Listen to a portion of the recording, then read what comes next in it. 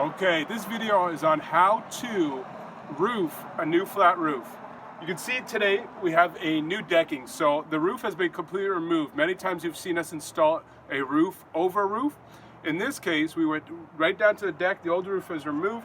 There was some rotted plywood that has been replaced.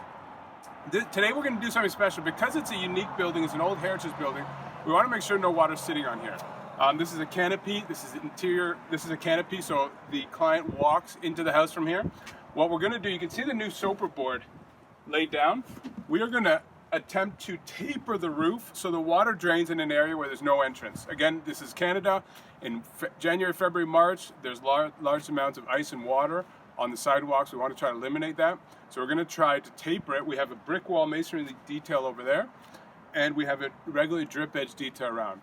Hope you like it. Hope you like the process. Hope you learned something. Again, you can do this at home if you can. Learn how to do this. You can try it yourself. Thanks. Okay, welcome back. I just came to the ground to show you. We have two main entrances into the canopy underneath me or above me. So we have an entrance here, and we have an entrance there. And what we want to do is make sure ice and snow doesn't hit that, because he doesn't want to put an eavestrough around. He doesn't like the look of it. He's going to put. So we're going to end up making the water drain to my far left. So I'll show you how we did it. I just wanted to show you down below why we did what we did. All right, come on up. Okay, welcome back. We finished tapering. You saw the soper board. We tapered it to that portion of the roof so it drains nicely. We added a peel and stick base sheet. That's the membrane I'm standing on. And we also added a drip to go over the fascia board and down and drip out. We put a nice 45-degree kick on the drip, so that way in the rain and snow, the water kicks away from the building. That's what you want. So here we go. You can see the metal. We are going to prime it, and we're going to put some cap sheet and then put more metal around the masonry wall. Show you what it looks like. Thanks. Okay, Legacy Flat Roofing and Sheet Metal, the job is done. We came back the next day to install that wall flashing behind me. Really turned out nice.